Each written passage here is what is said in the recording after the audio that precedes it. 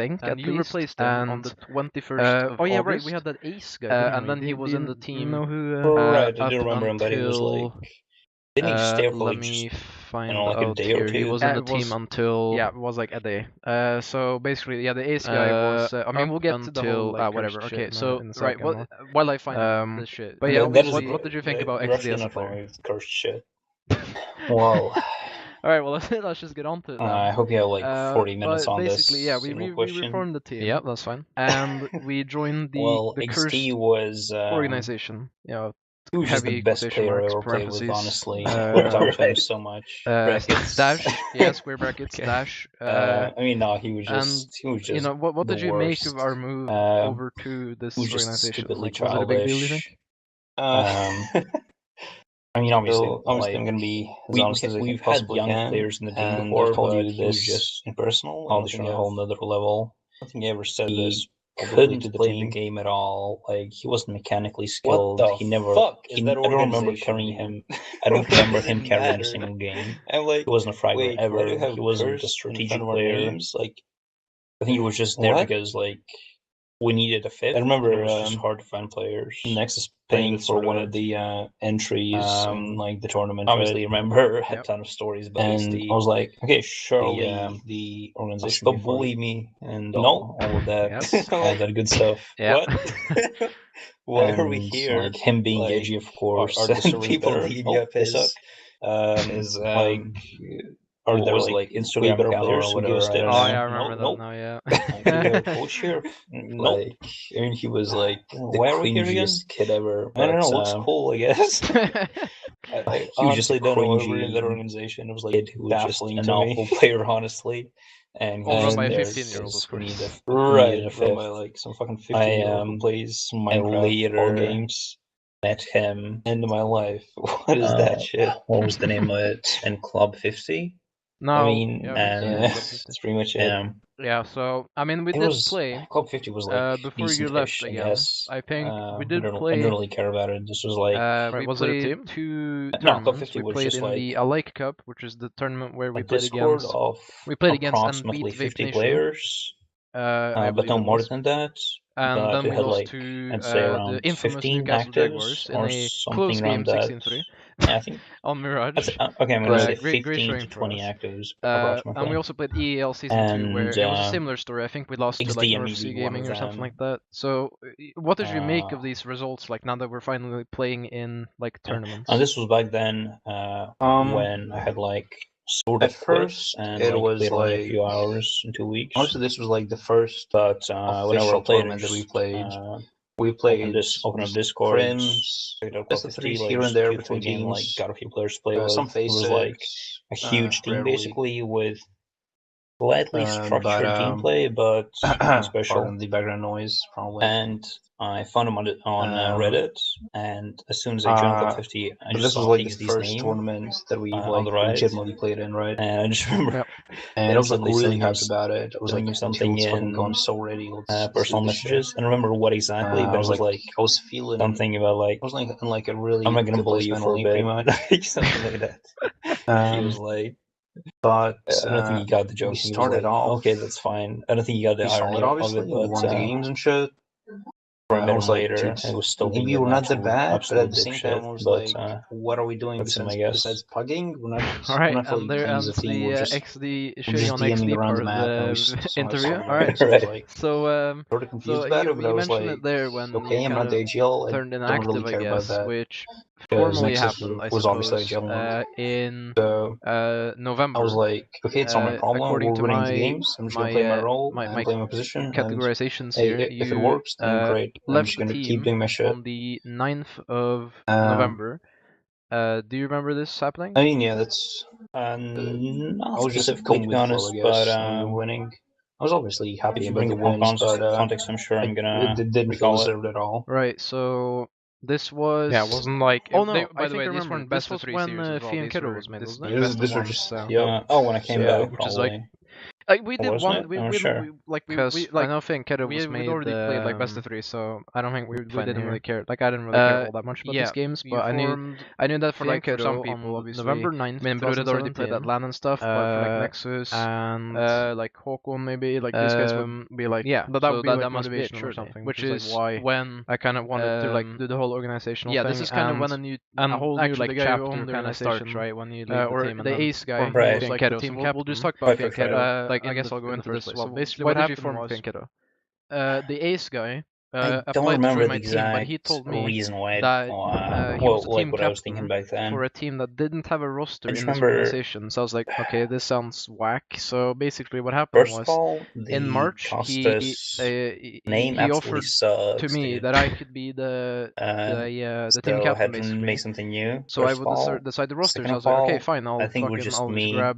I'll grab, and he was like, yeah, but after the Innit just Bowl, which wasn't making actually a true because chapter I for came from a the bit afterwards. But Marcus and what happened Xelore was duo, it was sort of. the lineup I mentioned earlier was I me, just wanted Håkon, Lorix, and Ace, I think it was just and me Desire. wanting I think, who was to the in-game leader at that time. make a fresh team, I forget know you about all probably the haven't played with him, but he wasn't. countless. He was a bit like Helios type in-game leader. I think I played with him once, all the actually. childish players that we have to deal but, with, all the we'll get into bullshit. that 'cause he's not I really think we worth just wanted to mentioning. make Anyway, a new structured team, sort that's of. basically what happened there, and as I how said, that's kind of players where the whole commit cursed once thing again. starts, where I Ace remember, gets kicked, you get brought in, I think I invited and it some kind of goes from there. Actually, it was players who Nexus, not Desire, but Koi decided to go but you did another mention chance or Nexus. something. I just want to ask, what did you think about him from as a player the and players as that an we in-game had leader in and this team? Costas? I And think I decided to you can just go like remake as a new honest as you team, want to turn a be, new obviously. page in the book of The thing is, instant roster changes, and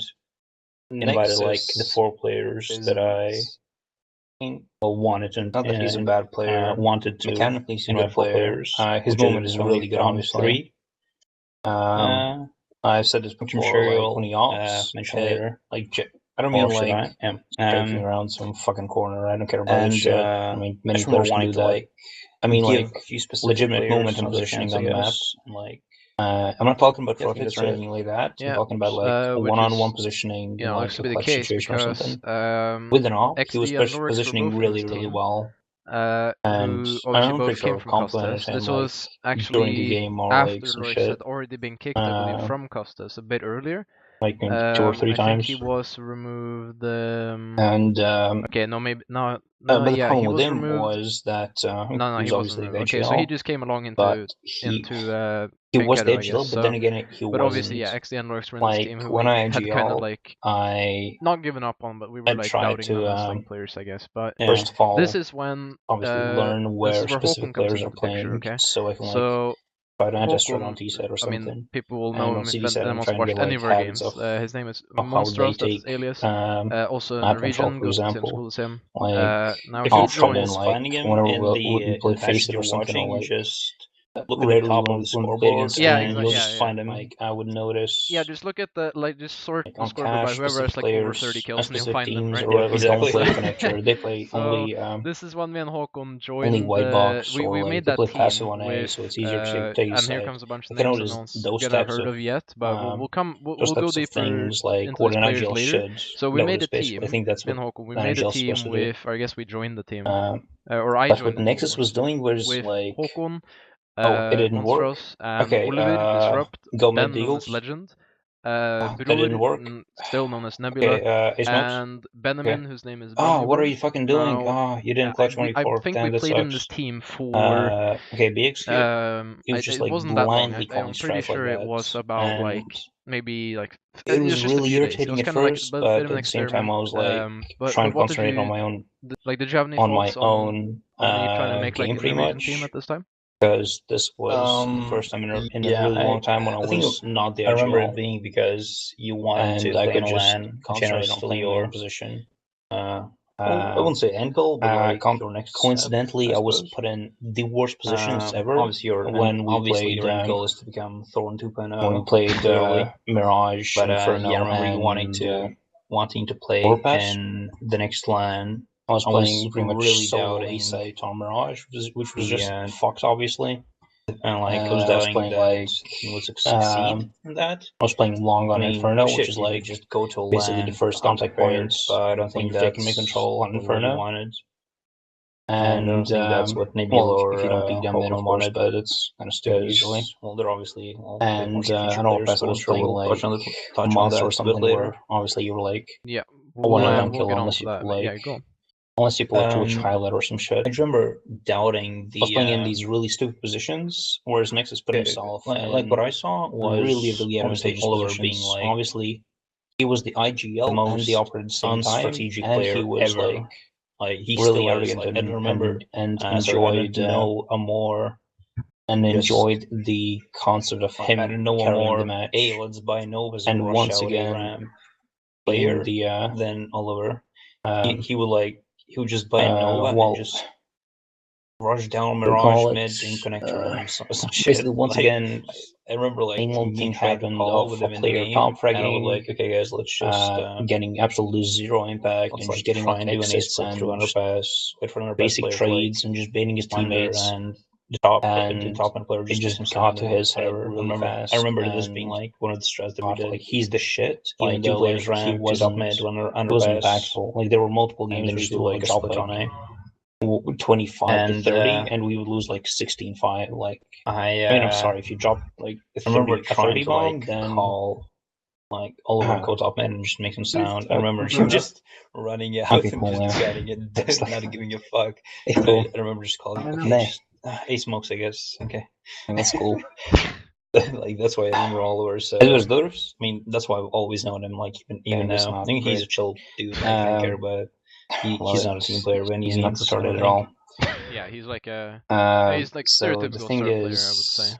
That, yeah, exactly. Like, yeah, next is just someone putting himself in advantageous positions, hold on a leash for like as long as he possibly can, and then just let him go and just rush out fucking teams because dust away long players in shitty positions. Down, whatever. Your team is in shitty positions. I mean, obviously he's like crazy. I don't know if he does it consciously or not. Like, I don't think he does. Doesn't have the brains to play. I think. And he has the mind. I mean, he's not stupid. Put this shit together. I don't think he's into the strategic aspect. Yeah, I mean, like the mindset. I don't think he's the IGL type at all. Right. He's not. He doesn't have the mindset, which is why I thought it just like the French just got to his completely sure that the team wouldn't work. I was pretty sure. I just remember him bitching a lot about. They get there until the land. And then I tried so much, like absolutely I gotta carry, like I can't carry you guys. Like, come on, just you suck. Probably like, I mean, he didn't like tell us you suck, but like he kind of did at the same time. Yeah, that's kind of like the demeanor, and, yeah, which did end up being the case. But I mean, prove me wrong. Show me like we're pro Smurfs or something, and drops like 30 bomb, and they lose 16-5. The team, I mean, it doesn't happen ever. I remember still wishing him good luck with it because, and that's kind of shit. If you want to go for it, like that's kind of why I really just liked how Nexus was IGLing and yeah. So I really didn't enjoy my time in the team, but I was just giving it time because this again might be kind of confusing. But the roster we just talked about, well, the roster you just mentioned was like, I have to give time for teams to like get better. Lineup, if I don't, then formed in January. What am I supposed to fucking expect that I'm gonna land in a Astralis like one day? Team Specs, which was out of the blue. December, I mean, obviously, got to work with the team and December. try to improve and all that shit. Which is where I believe that's where I started playing with Falcon in the first place. I don't know if I was like, and then I think we both joined improve after that. Leader and so player in general. How was this period of time? You know, when it was me, you, Håkon, another player, XD and Lorix. You had just started playing was that team is Brud again? Nebula. That was. What did you think about him? You know what? Those were some good days. Those were some good days. We were playing actively as fuck. Pause for about 5 minutes. No one could step to our hours. Who was Virtus Pro? Yeah. Great. They didn't try as hard as we did. I swear, dude. I was playing so stupidly actively back then. I remember like Lorix putting up like stupid high hours as well. You had like 80 plus. I don't remember what Håkon had, but I do remember like always having like stupidly high hours. Yeah, like 60 to 80 hours, all of us, I think. Yeah, like at least like 60 was a sorry guys, I've been inactive. Which is obviously just nuts. I remember, I think this was the time when I had the most hours ever, which was like 100 to like 110 in 2 weeks. Yeah, it was 110, I think. Yeah, times like, I don't think I ever hit 120. I wasn't that fucking crazy about the game, but I definitely hit 110 pretty consistently. Yeah, so what kind of led to the downfall of Fianchetto and the reason me and Håkon actually left to make the Norwegian team? You know, it was a lot of things. Obviously, Lorix was kicked, and it kind of comes back to the things you already talked about. You know, how we kind of started to see like the flaws in this game more than the positives, and we tried to work with him a lot from what I remember, but it wasn't really working. But we'll get on to Lorix a bit later and how he's changed. Is some of it like he's changed a bit at least from then. But sort of. We'll talk about his replacement. Obviously, the Danish player Morten. So like, why was he brought in this team in place of Lorix, and how? Well, I mean, he led to you getting kicked, but you know, what kind of, you know, do you remember the events that actually unfolded after he joined? First of all, I'd like to clarify, I've never gotten kicked from the team. I only left ever. Second of all, Lorix, I think this was the time when Lorix got kicked for bullshitting me. Oh yeah, I remember, yeah. Those were some good times, dude. I remember we really tried to make it work with Lorix, because it seemed like he wanted to improve. He didn't really do it, but it seemed like he wanted to. He just didn't know how. So we really tried, but he just lied about so much shit. He just bullshitted us like every day, every single day. I'm not even kidding. And I'm not one who takes bullshit really well, and I'm sure everyone in the team knew that. So when the time came to talk about Lorix, just straight up lying to us, like, about the craziest shit. Like he lied that he was 18 instead of 16. Yeah. I don't know why, but that's something we found out like not too long ago. He lied about a lot of stuff basically, and I just couldn't. I was just so fed up with that shit. I just couldn't stand that shit anymore. Like, don't bullshit me. I'm gonna kick you. That's what it was pretty much. All right. And then we went on the good old form of cancer, Reddit, looked for a new player, and we found the where was he from? I think it was Danish. Yeah, Danish, yeah. Jævla dansk. Obviously, I've learned a lot of Norwegian having played with Marcus for so long. Yeah. And also, because I cannot pronounce his name at all, I'm just going to call him Morten. Morten was he was a decent player, but he did have his flaws, just like everyone in the team, of course. Obviously, including me and including Marcus. And this was when I also all the things we've discussed all this time. I've been playing on like 40 FPS all this time, and during the weekends, like Friday evening, Saturday, and Sunday, I am playing on like an absolute ass of an internet. So I'm like really struggling here, but I'm trying hard. And yes, I was playing 110 hours on 40 FPS. Try that. It's not fun.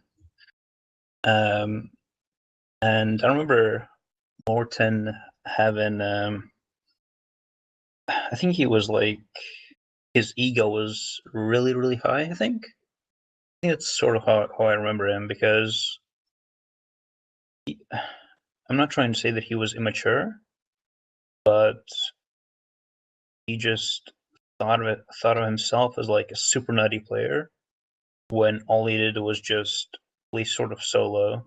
Like, you would often see him, and I'm going to use this word a lot, he baited his team a lot. I mean, nothing wrong with baiting, but when it's unnecessary, then, like, if it's not like an actual bait setup, then you're just using your teammate to get a frag.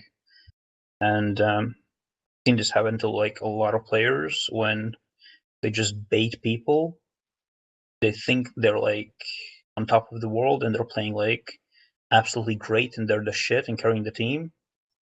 But if someone drops, and I've said this like multiple times over over all these teams, if you drop 30 frags and you lost and it wasn't a whole close game, if it was like 16-8 or something, and you drop 30 frags, then you weren't impactful at all. Like, fucking like, prove me wrong, like, change my mind, dude.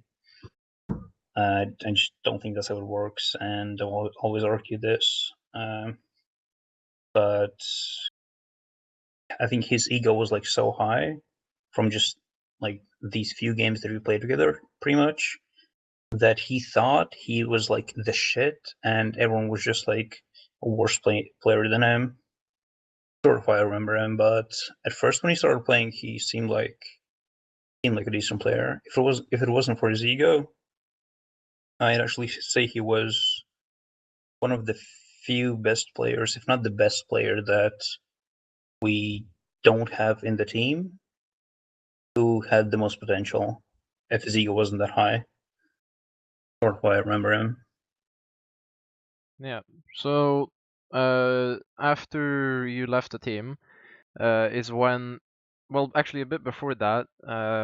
Again, this is more like into December. This is closer to like Christmas Eve, like bit before Christmas Eve, I think.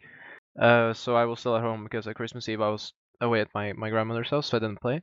But in this time, me and Håkon were, and I think everyone in the team was aware of this, we were considering making the Norwegian team that we mentioned earlier in January, which did come to fruition.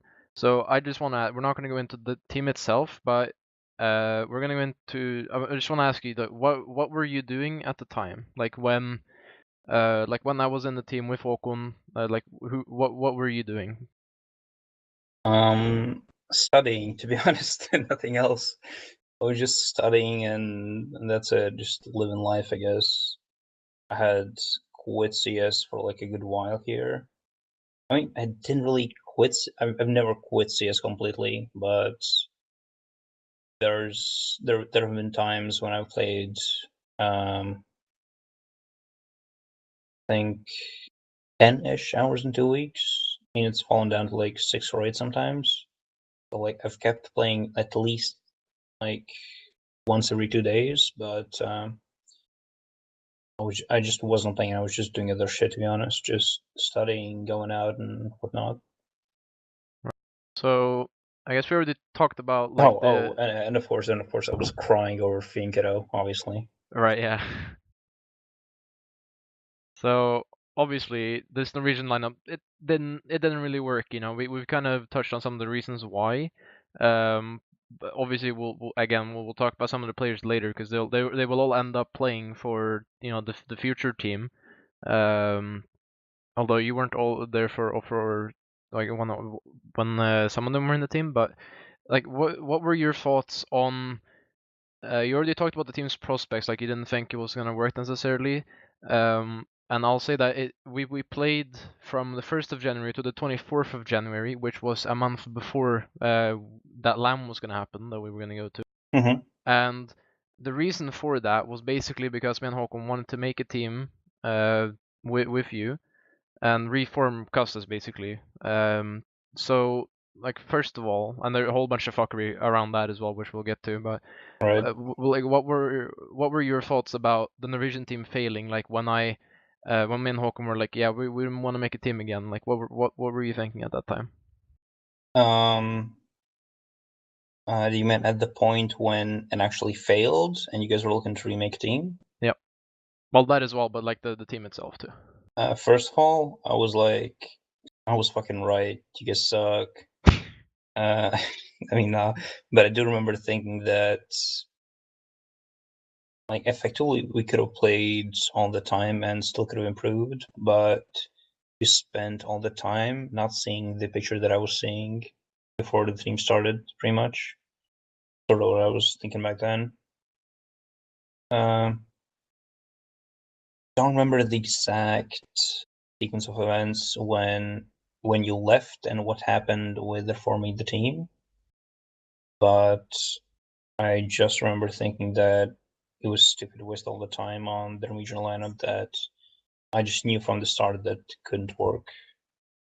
And like I just remember thinking that it's too bad that you weren't seeing the same thing as I was, you know.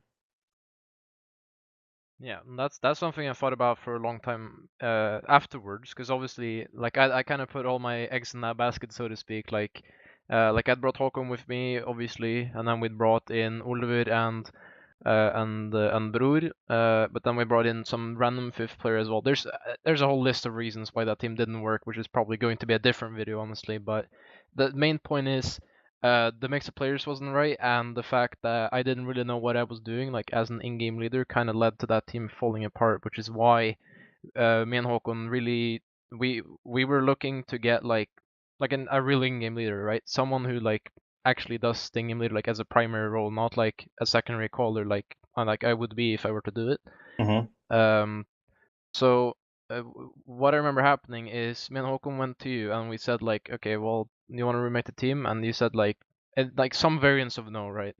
Something like that. And what happened after that is that Håkon, he was like he started working at this time, so he wasn't being active anymore, and he basically left the team. He quit CS for like, I mean, effectively quit, right, for like 4 months, I think, something like that. That sounds about right. Yep. So why did you not want to reform Costas with me and Lorix in February? If I recall correctly, this was when I had picked up CS again, and I was playing actively, but you guys were playing fucking, I don't know, Armor or something. Loris was probably DayZ, playing, I don't know what Loris was playing, but he had like no hours on CSGO either. Yeah. And I just remember saying like, hey Marcus, step up your hours, or I'm just not gonna play because I need you to commit to the game. And I remember like our conversation went on for like, let's say a week or so, maybe even like 1.5 or 2. I remember telling you like, step up your hours, like I need you to commit and like start playing actively, otherwise like there is no point at all if you just keep playing Armor or some shit like DayZ and whatever the fuck. I remember you saying like, okay, I'm gonna start playing actively, and it's cool, okay dude, like I understand. Then like a week passed or something, and I just see you playing Arma like nonstop, like DayZ, whatever. You're just not playing CS. I'm like, dude, I'm sorry, like I'm not gonna make a team if you're not playing CS. Like, what do you want me to do? Yeah, like I'm not gonna commit like 80 to 100 hours in 2 weeks if you're like playing Arma like 80% of the time. Yeah. And I think that was the time when I blew you guys off because you guys weren't even playing. So, in this time, like, did you have any plans on what you wanted to do? Like, were you looking to make like a new team with like new players, or what were you kind of hoping would happen in this situation? I always had the thought in my mind where that like if I ever had a chance to be in a team, if I was invited in like an active team, or like if I randomly like came across 4 players in my university or something like to play in Lance, for example, I would take the chance. But I've had these periods, and I think this was the first one when I was like, okay, fuck all, I'm just gonna DM all the time and learn new smokes, practice movement, and like I'd literally go up, like log on CSGO, go offline, or like not go offline, but like tell Steam that I'm offline, and just practice alone, so like no one bothers me.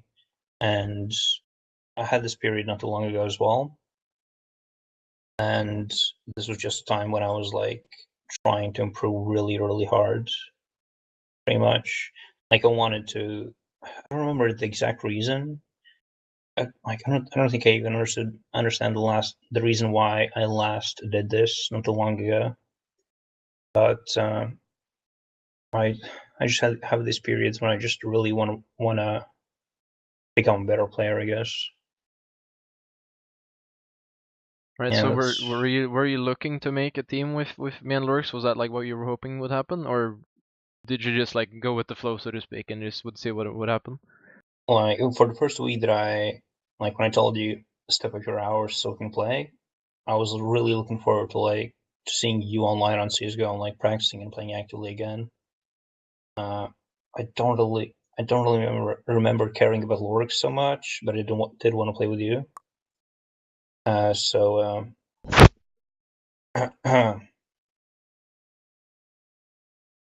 I remember wanting to play with you. So I think they hard to recall, to be honest. I think I wanted to create a team, But as soon as I saw you not playing, I sort of gave up on it and just went with the flow, as you said. I don't recall. I think I actually made a Reddit post back then, but I'm not entirely sure. Actually, I'm pretty sure I did, to be honest. I made like a cringy, hey, I'm looking for a team, I'm this and that rank, like, I speak English, I'm in these time zones, please accept me, and all that shit. I remember getting like 1 or 2 offers, but they were like trash teams of like, I don't know, like low ranks and whatnot. So like, I sort of was looking for a team, but like not really actively. Yeah. Right. So I think at this time, from what I remember, I can't really confirm this because I know we've talked about this before, but I don't think we have like the same perception of this. But I believe what happened was because my hours were going up steadily, right, over some weeks. And I was talking to you again, and I think you said like you were gonna join a team where it was like some older like people like your age. Right. Yeah, like that team. Yeah. So what was the background for that team? How did that happen? Right. I don't remember. I think this was when I was looking on Reddit. Like when when I gave up on you because like you weren't pumping up the hours as I hoped you would, like in the next week or so. I went on Reddit and I found this team of like, it was basically, I would say,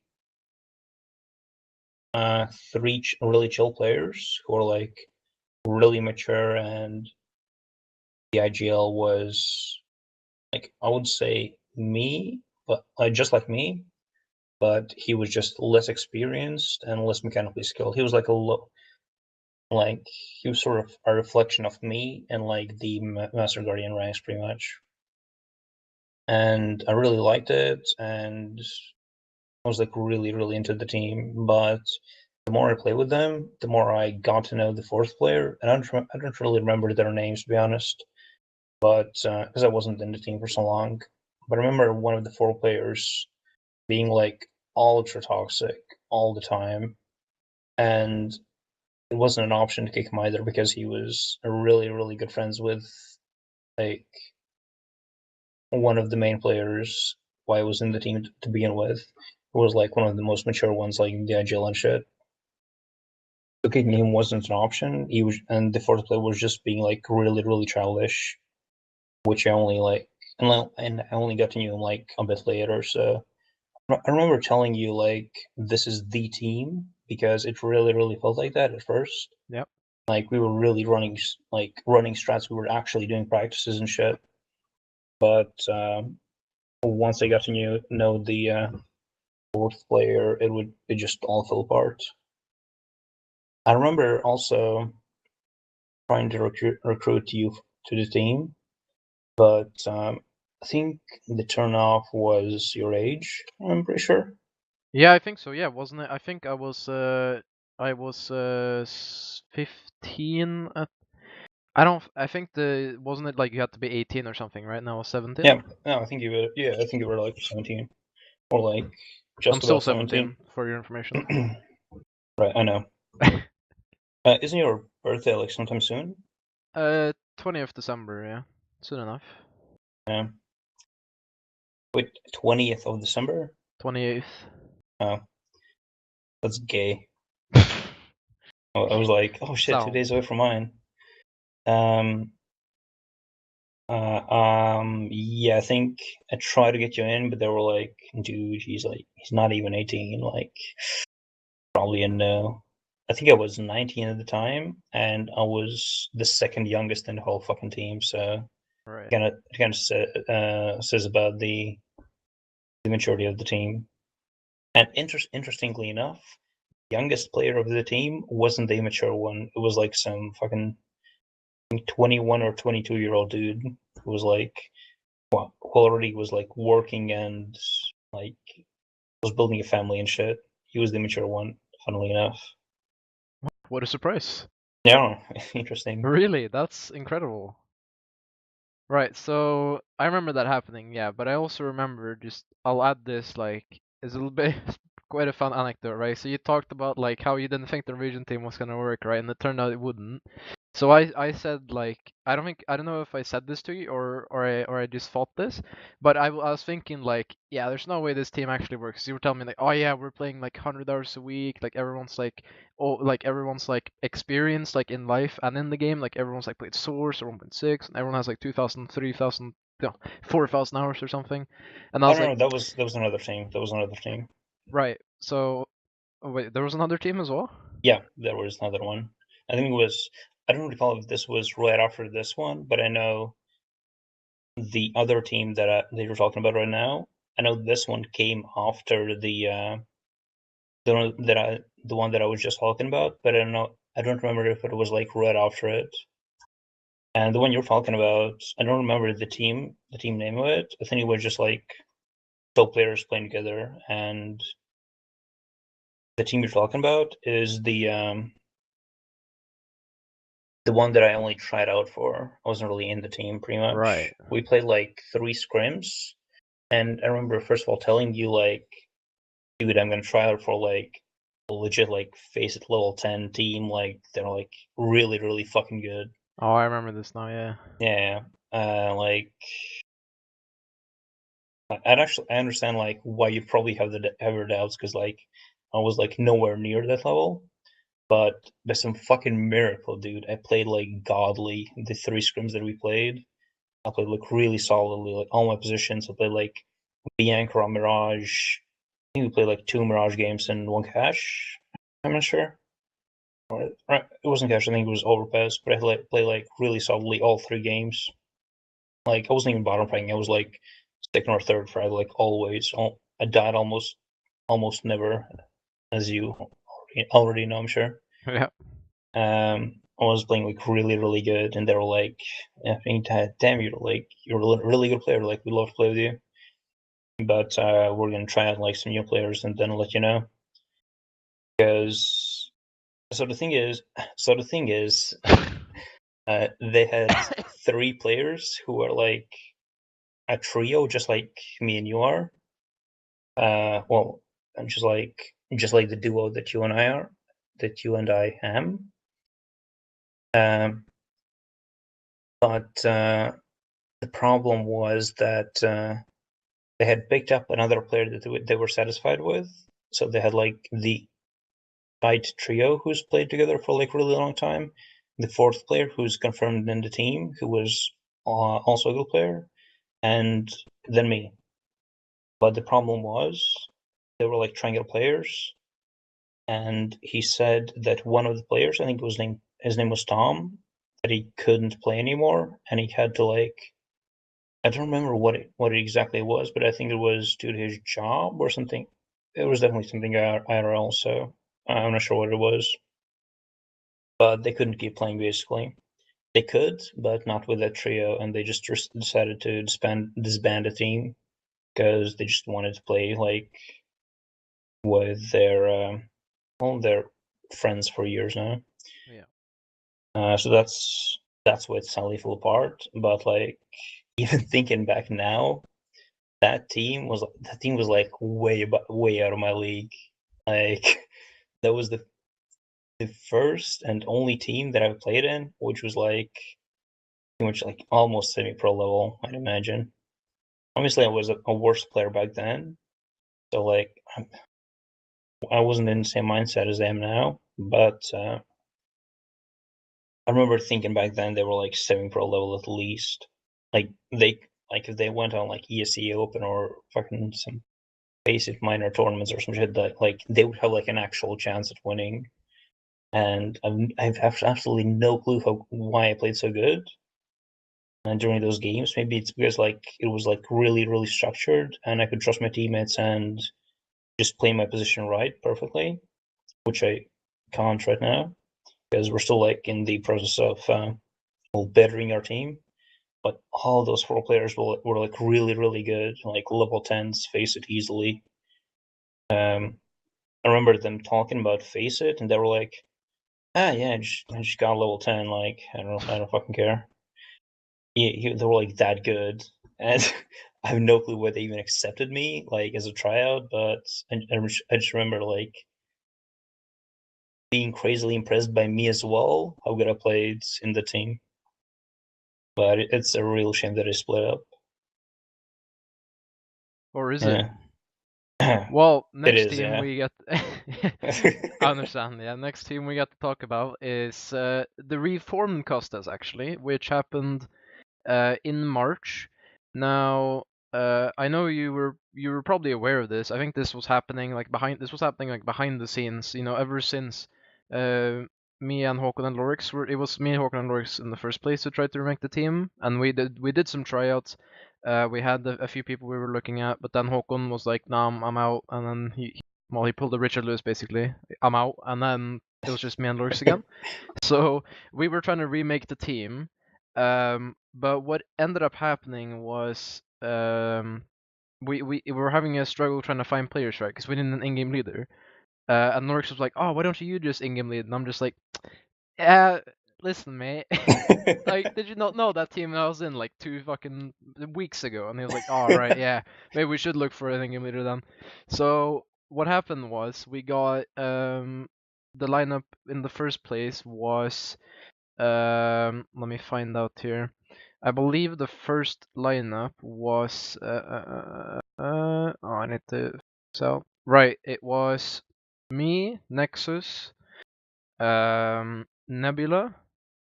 Håkon was actually in the team as well. So yeah, Håkon, Right. and is some fifth player. I can't remember who it is. I think we had like different stand-ins until you came along. That's what I remember as well. Yeah, so what did you think about this team like coming together like finally? Like did that like make you want to play with like with in the Costas again or? I mean, yeah, I felt like you were the Martin Luther of Costas, to be honest. Just reforming the whole team, like trying to you know. Oh, you got the reference. That's fine. That's fine. That's Yep. funny. That's nice.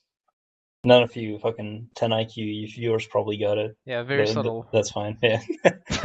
I remember Reference being game on hyped. point actually. Right. I remember being hyped about it, but yeah, I think you brought me in as. Wait, did you? We Didn't you bring me in as a coach at first while the Yep, sign was there? that was the thought, yeah. Because what happened was we had that wasn't the first lineup we had. That was like before you joined. That was when we were still Costas before we became Curse Cobras, which is when you joined. Before that we had there was a lot of fuckery with the players. We played. It wasn't really like one roster. We had like 10 different players. So like Oliver was in there, Håkon was in there, Brur was in there, obviously Nexus. I think Eke was there as well at that point. Lorix, a bunch of players. XD as well, even maybe. I'm not sure. But what happened was, because I was talking to Oliver, because he had also started working, so he wasn't playing actively at this point. He was wondering, because I was like talking to him, like trying to get him to be like some kind of a coach, like being like, because obviously we go to the same school and the same class, so I was like, yeah, well, why don't we just talk about the games, whatever, when we're like at school or something? And he was like, why don't you get someone else? Like he was like, I'm not very good at that. Get someone else. And he was like, hey, you should get Xelore. And I'm like, yeah, I don't think so. Because at that point, like I felt like we didn't really like we were like from my point of view, we were kind of like a bit of like a cold war, I guess. Like there was like a curtain behind us, so to speak, or between us, because we hadn't played together for a while, and we kind of like we disagreed on some things, I No, you guess. Like fuck you, dude. yeah, fuck you. No, yeah, I know what you mean. Right. I mean, So I don't think we had a Cold War, but I mean, we definitely didn't keep in touch. That's for sure. yeah, and that was kind of the story of that, but so yeah, you were originally brought in as a coach. So first of all, why the fuck did you join as a coach? I don't even know. I think I just wanted to do something, to be honest. Because I think at this point, this was one of those periods when I was just trying really hard to improve. And I think this was the time when I still had. Did I though? I'm trying to remember when I got on that 250 FPS shit. I don't remember if this was back then. I remember when I was joining the team, I was thinking, you know what? I'm fine with not playing. I'm just gonna coach and become like fucking crazy mechanically good player, like by DMing and practicing and shit. I think that was like my mindset behind it. I'd get the chance to practice the game mentally through coaching a team effectively, and just become a really crazy player in my off time, especially when I'm not coaching. I think that was kind of my mindset back then.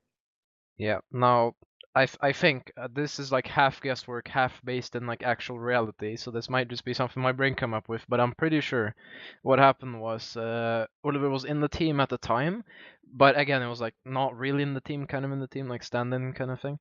But that was when he kind of like took a step back, and that's when he said like you should just get Xelore as a player instead when I'm going, as well. So I'm pretty sure that's what happened. So uh, effectively you replaced all of it, I think at least. And oh yeah, right, we had that Ace guy, didn't we? Do you know who? Right, I do remember him, but he was like, didn't he stay for like just, I don't know, like a day or two? It was, yeah, it was like a day.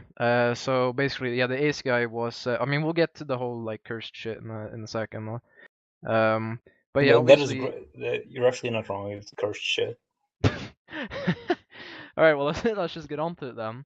But basically, yeah, we reformed the team, and we joined the cursed organization. You know, heavy quotation marks, parentheses, Right. Brackets. dash, yeah, square brackets, dash, and you know, what did you make of our move over to this organization? Like, was it a big deal, do you think? Uh,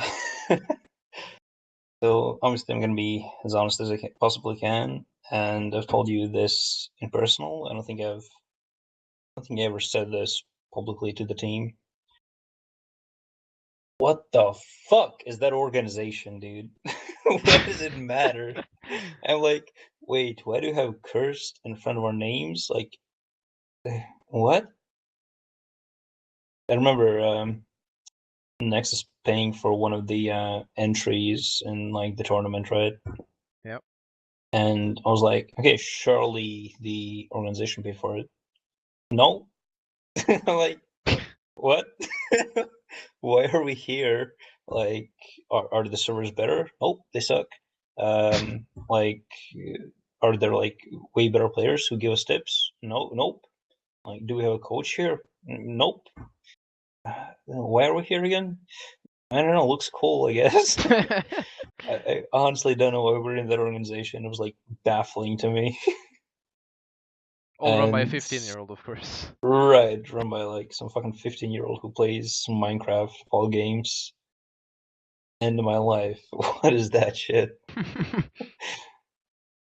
Now, I mean, yeah, that's pretty much it. yeah, so I mean, we did play before you left again. I think we did play. We played 2 tournaments. We played in the Alike Cup, which is the tournament where we played against and beat Vape Nation. I believe it was. And then we lost to the infamous Newcastle Jaguars in a close game, 16-3, on Mirage. Right. Great showing for us. And we also played EAL Season 2, where it was a similar story. I think we lost to like North Sea Gaming or something like that. So, what did you make of these results? Like now that we're finally playing in like tournaments. At first it was like, honestly, this was like the first official tournament that we played. We played just crims, best of threes here and there between teams. Some face it, rarely. But pardon the background noise, probably. But this was like the first tournament that we like legitimately played in, right? Yep. And I was like really hyped about it. I was like, dude, let's fucking go. I'm so ready. Let's do this shit. I was like, I was like in like a really good place mentally, pretty much. But we started off pretty solid. Obviously, we won the games and shit. I was like, dude, maybe we're not that bad, but at the same time, I was like, what are we doing besides pugging? We're not really playing as a team. We're just DMing around the map, and we somehow still win. So I was like, sort of confused about it, but I was like, okay, I'm not the AGL. I don't really care about that because Nexus was obviously AGLing. So I was like, okay, it's not my problem. We're winning the games. I'm just gonna play my role and play my position. And hey, if it works, then great. I'm just gonna keep doing my shit. I mean, yeah, that's. I was just going with the flow, I guess. When we were winning, I was obviously happy about the wins, but it didn't feel deserved at all. Yeah, it wasn't like they. By the way, these weren't best of 3 series as well. These were best of Were 1. just So yep. yeah, So which is like we did one.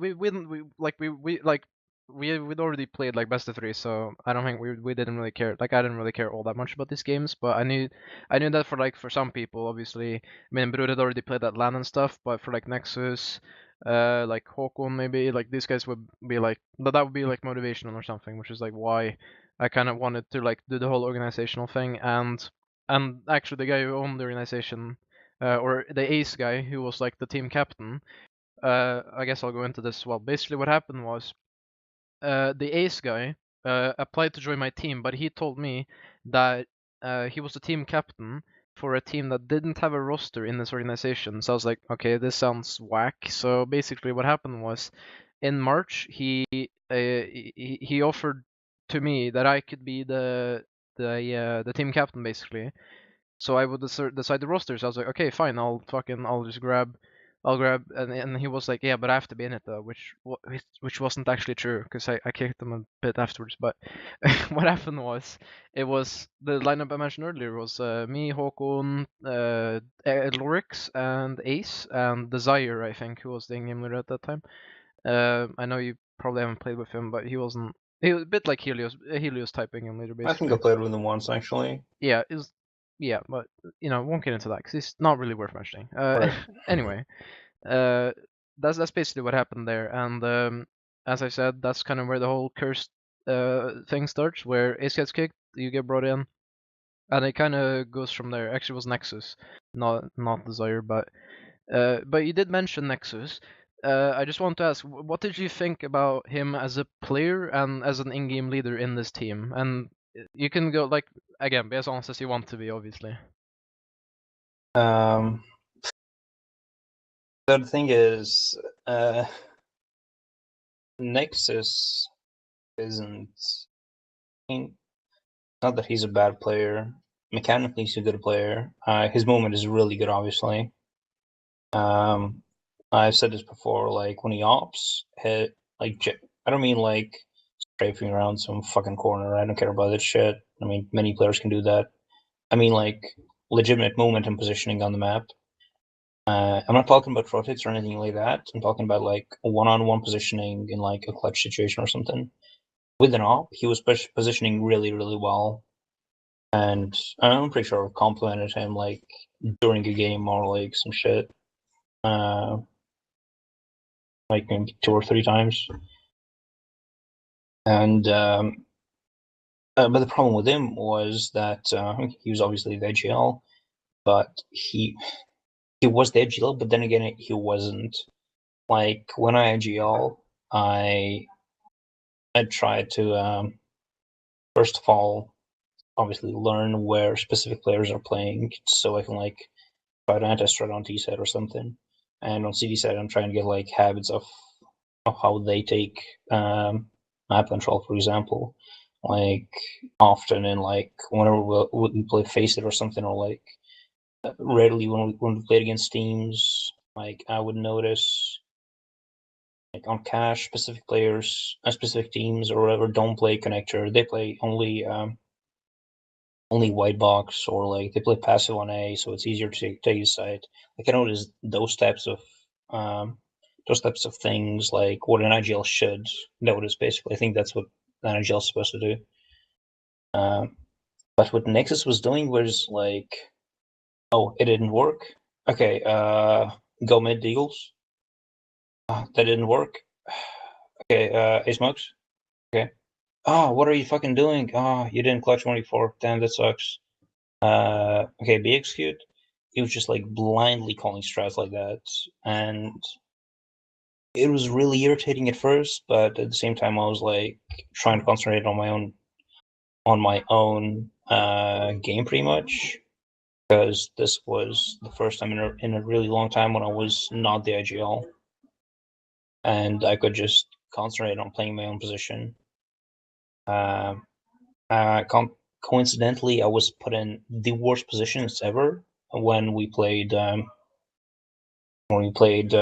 Mirage, Inferno, and Overpass.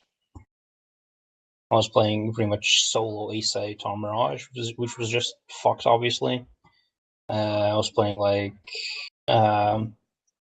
long on Inferno, which is like basically the first contact points when you're taking mid control on Inferno. And well, if you don't peek down mid, of course, but it's kind of stupid usually. And I don't know if Vessel was playing like Monster or something, where obviously you were like a one and done kill unless you pull a Twitch highlight or some shit. I was playing in these really stupid positions, whereas Nexus put himself in really, really advantageous positions. Obviously, he was the IGL and the operator at the same time, and he was like really arrogant and enjoyed the concept of him carrying the match. And once again, came the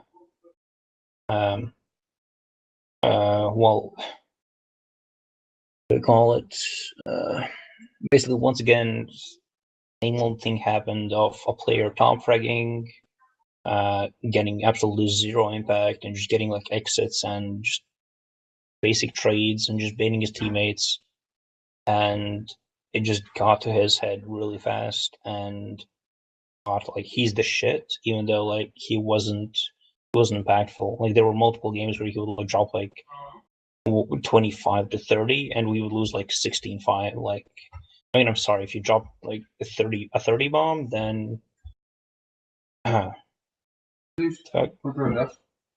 okay, cool, yeah. That's like echt bro. Nee. And that's cool. Elvers Durfs? Yeah, I guess not. Great. Love it. He's not retarded at all. So the thing is that yeah, Nexus was just putting himself in advantageous positions, and this is something that it just generally doesn't work in teams, because you're just putting players in shitty positions, like your teammates in shitty positions. I don't know if he does it consciously or not. I don't think he does, because I just don't think he has the mind to put that shit together. Because I don't think he's the IGL type at all. But it just like the frags just got to his head really fast. I just remember him bitching a lot about oh, I've fragged so much, like I gotta carry, like I can't carry you little guys, like come on, just you suck. Like I mean he didn't like tell us you suck, but like he kinda did at the same time. Yeah, that's kind of like the demeanor. Yeah. But I mean prove me wrong. Show me like where pro Smurfs or something and drops like 30 bomb and they lose 16-5. I mean it doesn't happen ever. And that's kinda why I really, really disliked how Nexus was IGLing, and why I really didn't enjoy my time in the team. But I was just giving it time because, again, in the hopes of just improving. Because if you're like, I have to give time for a team to like get better. If I don't, then what am I supposed to fucking expect that I'm gonna land in Astralis like one day out of the blue? I mean, obviously, I gotta work with the team and try to improve and all that shit. But obviously, it didn't work out. But I was like giving Nexus a chance to improve as an in-game leader and as a player in general. Yeah, so another player who you had just started playing with is Brood, again Nebula. What did you think about him as a player? Could we pause for about 5 minutes, please? We could, yeah. Great. I will be back in like max. Obviously, I had to play with them a little bit earlier. I got to know him earlier, but I don't exactly remember in which team, but I think it was I think it was in Finkedo, if I'm not mistaken. I'm not quite sure actually. We probably played in like some mixes, like with. Yeah, I definitely know we played somewhere, but I'm not really sure where. And this is something that you all said about him as well. That he's just a quiet player who doesn't talk a lot, who just gives all the info. And I remember you telling me this when you guys were in the I think it was the LAN team or something. Yep. I'm pretty sure it was in the LAN team when you said this to me, and I was like, "Great, sounds fucking awesome." You're like, "Is it?" I'm like, "Yeah, that sounds great. Sounds like a great player." And I remember you like wanting more talkative players, I guess. I mean, I'm guessing this is the case. I just remember you telling me, sort of telling that to me in sort of a negative way, that he isn't talkative, which he is now, of course, which I'll touch on a bit later. But that's sort of how what I was expecting when I started to play with them again, basically. Well, lately, I was expecting like just a quiet type who would just give info and like not talk at all, like outside of the game, etc. But obviously now having played with him for quite a while, he's just I mean he's just a good player that like there's nothing more to really add. I think the current like how I feel about Nebula is that he's just a player who has sort of the same mindset as we do. One sec, please.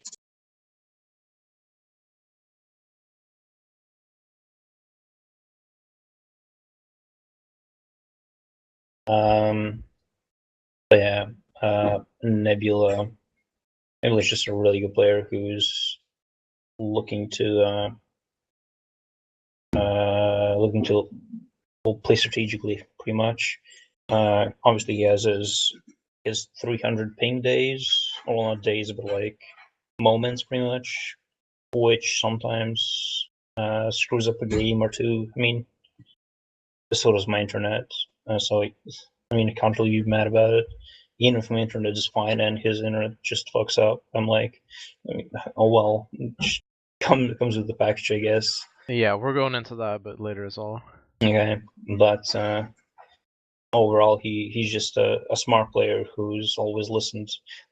Actually, one of the things that he doesn't do is he listens to the calls, but like he sometimes just simply doesn't hear me, I guess, because my mic is trash, probably. But like when I'd tell him, "No, Nebula, go B, you're playing B," he's like, "Oh, okay. And then he goes to B and like he listens to the calls, and it seems like he enjoys following strats and like whatnot. So I think he's the perfect player in that sense. Like I really enjoy playing with him. All right. So what ended up happening was you ended up leaving this team on the 10th of May, and obviously you said that amazing quote. If you'd like to reiterate. I don't have time to play games anymore. Shit's dumb. All right, sound. This was right. I mean, I suppose I should elaborate on this. Yeah, do that. This was, like you said, mid-May, and this was basically. I mean, I was studying at this time, and I wanted to. I just wanted to focus on my studies because it was like a tough time for me, and not just studies. It was like just tough for me IRL, and yeah, it was generally just that, and I was just like, I mean, I really literally don't have time to just play games anymore. It's really stupid what I'm doing. So I'm just gonna yeet out and pull a Richard Lewis or whatever, and I'm out. And I just couldn't. I mean, it's not that I didn't want to play. It's just that I shouldn't be playing anymore. Like at the time, I was like, I really don't have time for games. Yeah. All right. Me leaving the team was just due to in real life. Whether I don't remember if I said it back then or not, but I could have stayed in the team if I wanted to. Like no one forced me to do that, but it just felt like the right thing to do to focus on studies. Yeah, completely reasonable. So you came back eventually. I'll get the date again. So you left on the 10th of May, and you ended up rejoining on the 31st of September, which obviously is quite a while after that. In Counter-Strike terms, of course. It's only like 2 months. Listen, mate, in Counter-Strike, 2 months is like it's like 10 years. Like it really is. Like so much shit happens, right? So the lineup you came into after that, it didn't have Håkon anymore. He had basically retired, I guess. Like he was prioritizing on work and school and football and this stuff in May. So he left on the 9th of May, and in his place we got Eke, and well, after some time at least, he formally joined in like mid August, but we had played with him for a long time before that. And before that, we had played with a selection of in-game leaders. We'd played with we had played with a British guy called Muntlol, who was the in-game leader at this time, who was like kind of like your kind of in-game leader, I guess, or like similar to you, I guess. Yeah, he's like 27, I think. There's huge experience in the game, obviously, and he kind of like he fit the team pretty well. Although the issue was that like, well, I didn't think this was an issue because to me he was like pretty fucking like good fit for the team, but the criticism level at him was like he wasn't like a very high fragging game leader. Like if we look at his numbers, he would have like maybe like 50 ADR on a good day, like something like that. So, and that's him playing like, you know, again he does play the shitty positions, but he ended up kind of disappearing due to, well, he didn't die or anything, but he just appeared one day, and we instead got Oliver, I believe it was, stand-in along with Håkon. So that's kind of the situation you rejoin into. So what was your thoughts on the team like when you rejoined? At that time, I don't think we had this roster for a long time. I don't think so, at least. I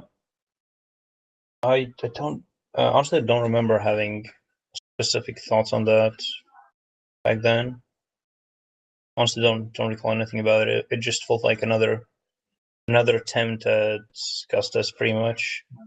It's kind of what we've been trying for really. It just cost us under a different name here and there. We're just playing. We're just having like the same players pretty much, and just switching out one or two. It just felt like another project that we're probably gonna fail, to be honest.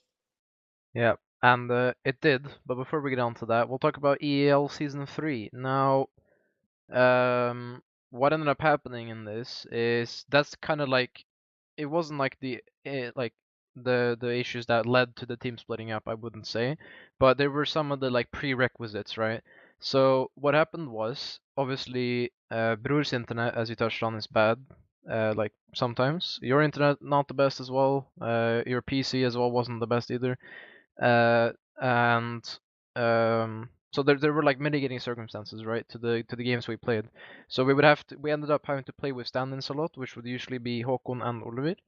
Now, what ended up happening was that created like a lot of like frustration, I think. I mean, I was very frustrated that my internet was bad, obviously, and I assume that you and Bror thought the same too. So basically, when we were playing with Håkon and Oliver, there was kind of like, I mean, yeah, I know you weren't there for all the games, so I'll say this: the demeanor was kind of like it wasn't treated as like, oh no, it's a shame we can't play with fucking Marcus and Xelore. That's such a shame. We want to win with this lineup. It was like, oh, what a shame. I guess we'll win. And it's like, right, okay, well that's not reasonable. Nexus was saying like, oh, this is the best lineup we've had, and then I was like, mate, what? I was like mid game, he said that, and I was like, mate, what do you mean? And he messaged me like, oh, listen, chill, mate. It was just something I said to pump up the guys, and I was like, all right, mate, sound, not sound. Was of it course. though? Yeah, Was it though? not sound. So, so that was kind of like where I got my suspicions that like, I mean, obviously. Nexus and Håkon and Oliver are like good friends and shit. So I was like, okay, well, I can see what's going to happen here. Hopefully it doesn't happen too soon. But basically these were like the prerequisites of the team, like falling apart eventually, like gradually just disintegrating into a shit basically, in most aspects. But again, this is where we got to play a bit more with Oliver. So, oh no, you did already explain that. Never mind. It's getting late, so my bad. So what were your, I guess, like what were your expectations for this team? Obviously, you rejoined the team, so it was pretty much the same lineup. Like, did you have any different expectations for like how the practice was going to be, or the scheduling, or like if the team's chemistry was going to be different? Honestly, nope. I sort of expected the same failure as we have like for forever. Like I understand the problems that we've had over the I was gonna say over the years. Then I thought to myself, wait, it hasn't been years. Then I was like, User joined your channel. User left Yeah. your channel. it pretty much has. Can we ban this man? Oh, great. Insufficient permissions. But yeah, I like we have never in all the time that we played together, we've never had 5 players with the same mindset who are who want to improve and are playing really actively. Like we've never had that together, and I instantly noticed this in the roster that you were talking about. Like I instantly saw failure because it was just a reskinned old team that we failed with. It was the same shit. It was just some overconfident players, some cocky players, some who like didn't want to practice at all. It was just the same old shit all over again. So I was so sure it was just doomed to fail, but at the same time, was just being reasonable. And I was like, okay, it's technically a new roster. Let's just give it a try, and well, shit, maybe it becomes something at least. But right. Right, yeah, about that. So again, if we go back to EL Season 3, I know again you weren't there for all the games, but I know you were in, I think, like 1 or 2 games where I coached instead of playing. So what Yeah. did you actually think about my input, like as a coach? Like, did I actually do anything at all? No. Okay, sound. What did you think about our playoff run though in EL Season 3? Like, again, we're like, let me just elaborate more right, okay. than just a no. And I'm gonna like coaches don't work in how we're playing. Having a coach implies you have like anything strategic at all planned, anything at all. And I mean, what are you gonna coach? Hey, you just aim a bit higher, dude. That's where his head is. Not there. Yep. Stop there. Yep. Perfect. That's his head. Like, what are you gonna fucking coach if you have like 0 strats at all? You know. So, it didn't see a coach mattering at all. Like, it could have been fucking Glaive. I don't care. It really doesn't matter. That's why I saw it. And like you coaching, I was like, okay, you're just there, so you don't get upset. So you don't get upset that you're not in the game. That's kind of how I felt. I mean, you're not wrong. So, okay. So again, to go back a little bit. So, in EL Season 3, I don't know if this is relevant at all because again you weren't there for most of the games. But what did you think about the run that we, in parenthesis, quotation marks, square brackets, made? Like, did you make anything of that at all? Like, did you think like after a win, like we could like remake the team and everyone's like gonna be more motivated and stuff? Yeah, I was like, okay, we are in a league right now. We are doing pretty good, and like we're actually in the playoffs. Like we won, what was it, like 2 games, right? Yep. So I was like, okay, cool. Let's fucking keep it up. Like maybe we're like starting to do something right, like for the first time ever. And I was like, okay, let's fucking do this. Like, what are the matches? Like, I'm gonna fucking practice. I'm gonna warm up and all this shit. Um, I mean, I was playing on like really shitty FPS at this point, but like I really didn't care. I was playing on like 40 or 50 because my laptop was overheating, which has now been fixed. But it was like one of the problems. Like even through that and through all the failure we've had, I still was like, we're actually doing something, so I'm gonna commit as much as I can. I was really trying, but the mentality that was in the team was just. I'm not gonna say it was a miracle run that we got there, but because I don't think the teams are like that impressive. Absolutely. I don't think it was that impressive because like the teams we played against were just straight up bad. Like who cares? No offense to them, but Yeah, no offense, of course. All still mates. right. I mean, those weren't hard matches. Like we didn't have to. Okay, we didn't have to. Someone died. Okay. We didn't have to like do some crazy Ana strat. Like, okay, I finally figured it out, guys. Let's like stack 4 on A. I got it covered. I'm just gonna rush up mid and flank them through T spawn, and yeah, I know exactly what to do. It was just, oh, nice shot. Yeah, good job. That's it. Like it was just running around and DMing because we had like 0 strats, like no IGL. It was just DMing around and players playing specific positions that they liked or didn't like me. Yeah. And Now, yeah, go right. on. So, right before we get to Eke, I'll just say this, right? Again, we talked about the like Nexus looks like demeanor, I guess, like the kind of like the kind of like it's kind of like a like a feeling that you're like sending out, I guess, like with how you're talking and what you're saying and stuff, the way you're saying something, and again, like if for example, and this played into to me very badly because he was like, and when he said that, right, oh, this is the best line we had when we had like Håkon Ulvid, I was like, okay, well that's not sound, is it? And he's like, ah, what a shame. But anyway, uh, at this point, I was actually like depressed about the game. Like I was like, what the fuck do I even do? Like, because I kind of need that structure around me. That's why I've always been, supportive of the in-game leader. Whatever flaws and positives they might have, I'm always gonna be there to kind of like prop up that Mm-hmm. that structure, because it's important to me, and I know other people as well have to have that kind of to actually do anything. And what started happening was I didn't know like where to go in the future basically. Like this was what my internet was terrible as well. Like I was just kind of like I was actually considering like quitting at that point because I was like, okay, well the fucking in-game leader doesn't really want me in the team. Like he wants to play with these two guys who don't even play the game, Oliver and Håkon. And why the fuck am I here? And that's kind of the way it Well, went down for me. Yeah. quotation marks in game leader once again. Yeah, exactly. It's like the thing is,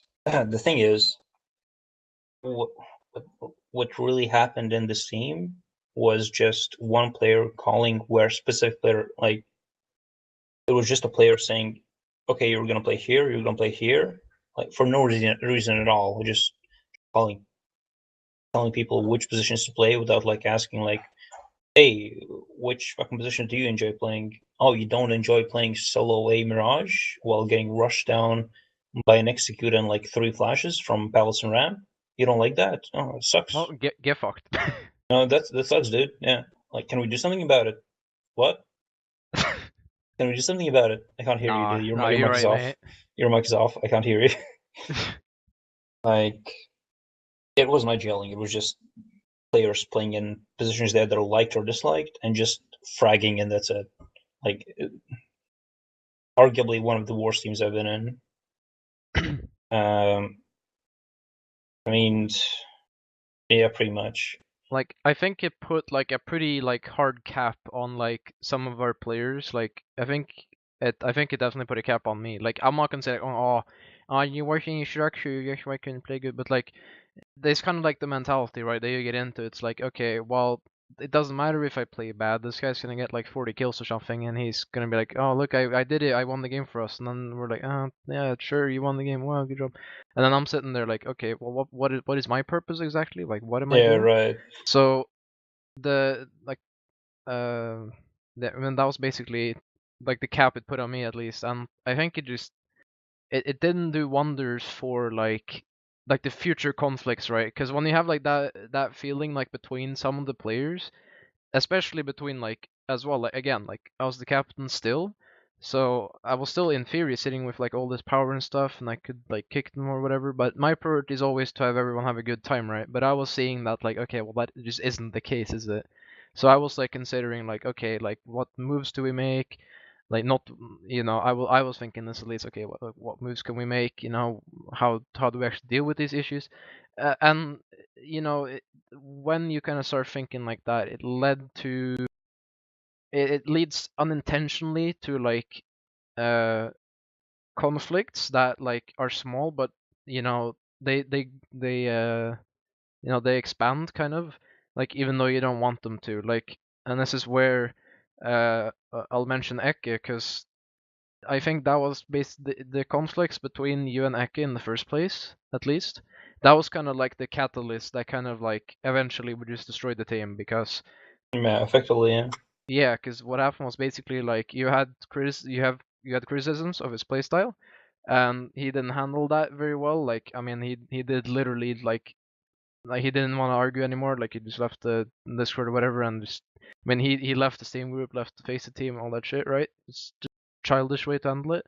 Right. And when Nexus also took his side, that kind of like that just made a split between me and you, and then Ek and Nexus, and that just kind of destroyed the whole team. But well, let's go back. So I don't think that's the only thing, to be honest.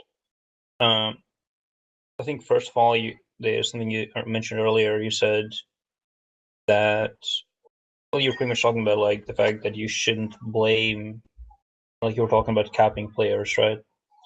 And you were saying that you weren't, like you were saying you were capped just by the mentality, but I don't think you're being completely honest there, because if you're forced to play positions that you don't feel comfortable in, and you just have to play connector without any support effectively, or Mirage connector, for example, then, I mean, what are you supposed to do? You're just gonna die there. Whereas the player who's playing in window can like peek wherever the fuck he wants, or just not peek at all and just take game battles whenever he wants.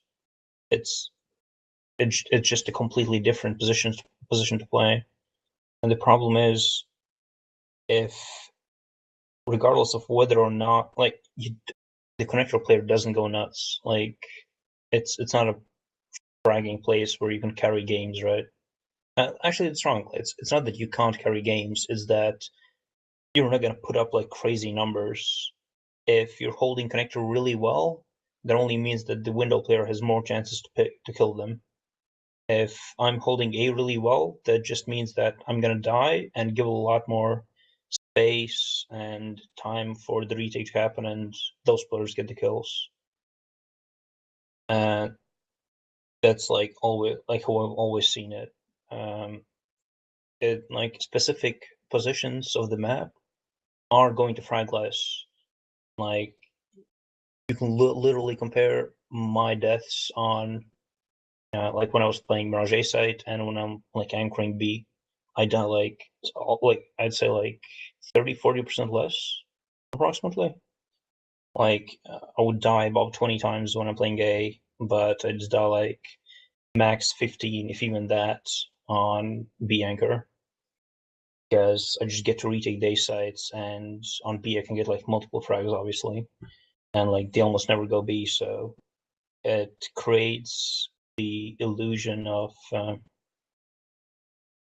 play like seemingly some players performing better when effectively they could have went like 13 of the 15 rounds to A site, where we would have successfully retake the site because you guys just held them off for long enough, and we would come in from B and retake the site because of your job, but all you did was just die pretty much and buy time.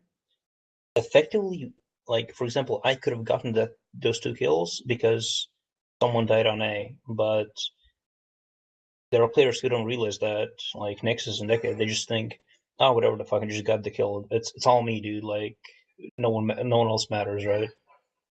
I think it's not just the mentality post game of, oh, I carried and you didn't carry, you fucking suck. It's about how you play in game and how you don't value your teammates or the positions they're holding, or don't synergize with them in any way. Just a bunch of solo players dying here and there.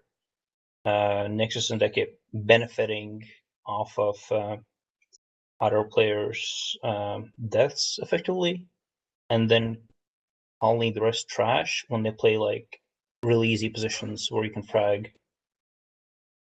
I think that is the biggest problem. And if the player who is in the fragging position, if he understands that and he values the team and he values the position that he's given, I'm all for it. Like if that really works and it really wins games, then why the fuck not do it? But if it's just gonna like go up your head and you're just gonna think like you're the fucking shit, then just fuck you. I mean, that's all I can say. Just fuck you. All right, sound.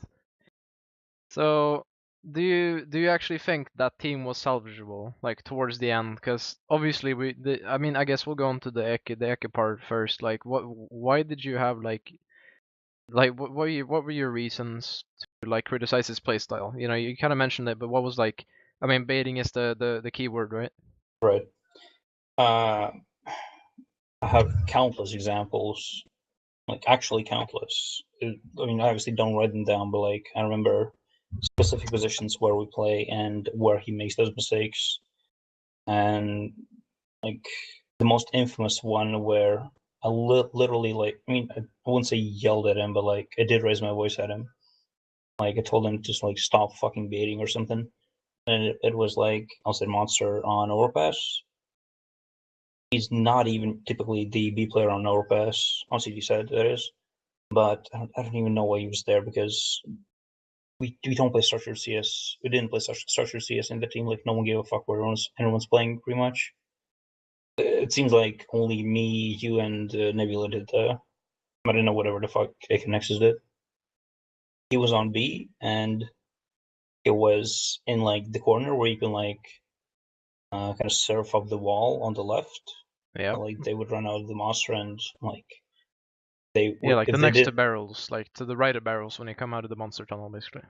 right, basically just right out of the monster tunnel, and he was sitting there, and I was fighting a player who was actually like they were just executing on B and shit. There were like multiple players running out, and I was like spraying them down. I remember like trying to kill them, and Echo was just sitting there doing nothing. And obviously, I die. I do like I don't know, 20. I think I'm pretty sure I did like 4 or so hits with M4, and like he was like almost dead, and I did like some collateral damage as well, because obviously it's a monster and you get some through him. And Echo was just sitting there doing nothing. Like Echo like refrag me, just jump out and like maybe get some kills. He does nothing. Then when they run out, he just like weirdly like fucking does some shit and just gets killed and like does nothing at all. And like at that point, I was like, dude, first of all, he could have peeked when I was fighting them. He could have peeked afterwards to refrag them, or at least try to shoot them as they were coming out. He was just trying. He was like almost letting them enter the site, like not giving a fuck, like if someone on short would die or something, like the behold would die. He didn't care about that. He was just sitting there trying to get like as much frags as possible and just make a fucking frag move or some shit. Like, haha, look at me, I clutched this. But yeah, you let your teammates die. It doesn't matter. He's just trying to be a star player, but like he doesn't give a single fuck about the team. That's And I guess the fact that Nexus and Eke do make like frag movies as well for themselves is like that. It does kind of like right. They illustrate the even make point, the doesn't fucking it? frag movies. Yeah. Yeah, it's actually perfect. Actually, it makes sense, doesn't it?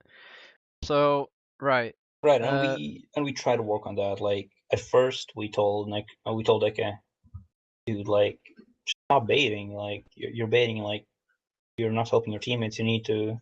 Like we were having a normal conversation with them, like after a game, and I was like, man, you're just baiting too much. You gotta like help your teammates and stuff like that. And he was like, well, what the fuck? I'm not baiting. I'm not baiting. And he just left the Discord channel or some shit. He got like really upset about it. I'm like, what the fuck did I do? I don't even know. He was like, Nebula was like siding with him a bit at first, but afterwards he like understood how childish Ike was being as well.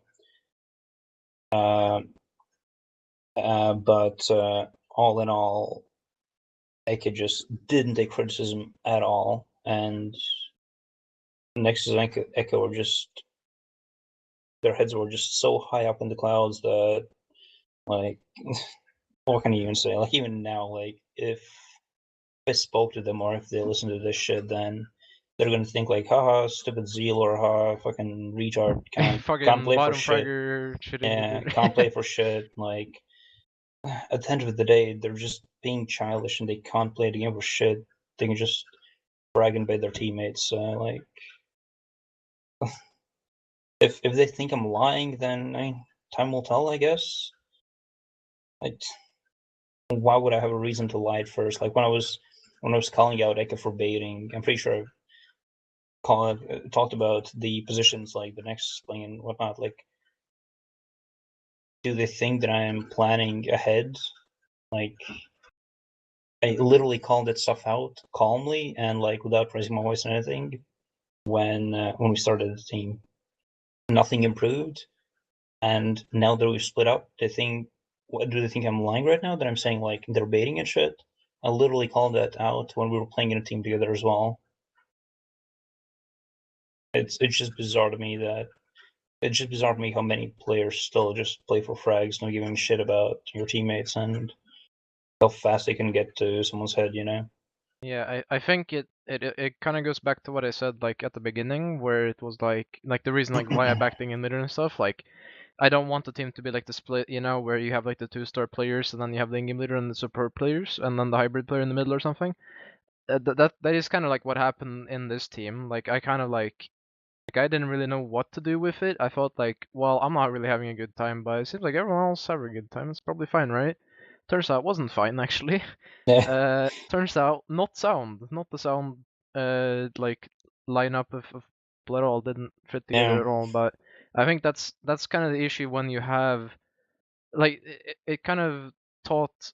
I don't know if it taught this to you as well, or if you had like an inkling from this before, but I think it really speaks to like how you need to actually put thought into who you get in your team and how you actually decide to like deal with any like issues like they may have. Like for example, if I told like okay, no, actually while I'm talking, there's one thing I wanna say right now, and this is gonna be like an expose of sorts, right? Okay. So I think it was in when was this? I think this is either the first time you were in Curse Cobras or the second one. I don't remember which one. But I remember I was just playing War Thunder, right? As I do. So obviously this is like when I wasn't playing the game all too actively by the fact I was playing War Thunder because I Right. don't play it anymore. But anyway, I was just sitting in Discord, right? Didn't even know I was in Discord. Nexus comes on, or no, Oliver comes on, right? Oliver and Nexus come on, okay. And I'm like, hello. And then I think Nexus was supposed to say something to me, Oliver says, and Oliver's like, oh, I think he's a little bit too awkward or whatever. And I'm like, is this about fucking kicking Xelore? Because you can say that, I don't give a shit. And then Nexus is like, yeah, should. And I'm like, okay, well. And I had to like reason to them that like that isn't a good idea for like the next 30 minutes. And like, and that kind of like, at that moment I was like, yeah, it's kind of fucked in it. Like, already lost. Like, this is where like the ship has like, this is where the ship has received like the critical hit from like a torpedo or something. Like, you're just sinking at this point. Like, you're going down. Can't really. Yeah. We can try to pump out the water all you want. You can try to like throw mechanics down there to fix it or whatever. You're gonna die anyway. Doesn't really matter. Some fucking Pearl Harbor shit, like the scene in Pearl Harbor where there's like a fucking bunch like fucking engineer mechanic people like trapped in under like in the bow of the ship, right, where it's underwater, and they're like trying to cut them like trying to cut the hole open so they can get him out, and then they're like fucking scratching on the windows and shit, and then you see like their fucking arms just go limp because they're dead. Like, that's the team. There you go. That's Yeah, a pretty fucking much, reference pretty game much. on point right there as well. Like, And I couldn't agree more there. yeah. Pretty much it. So I think, I mean, we've kind of touched on everything, haven't we? I think we've. Is there anything you want to add to anything? I don't believe I've gotten the chance to talk about Håkon. That's true. Yeah, go ahead. First of all, I've known him for been at least a year, I think.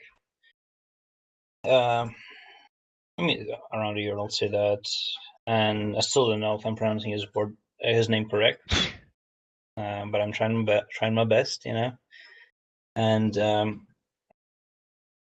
what I'm sort of looking for the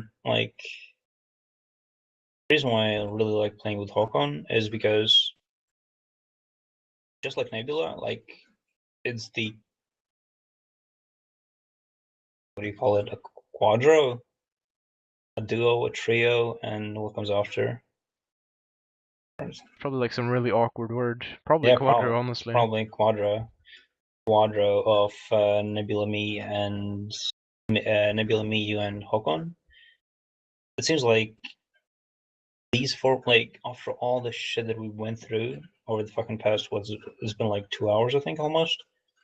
Um, After all the shit that we've gone through, I think we've found four like consistent players whose heads aren't like in their asses, and who are also trying to improve, who aren't assholes like in general, who are decent players as they are, and who enjoy the strategic just the strategic aspect of the game. And it's just about, like, having the sixth player now, which I'm hoping will be Zekron. Obviously, Zekron, as well as like the four of us as well, like, still have shit to work on and improve. But that four-man that we have as a core currently, with Håkon having come back and stuff, it feels like we're heading in the right direction, you know.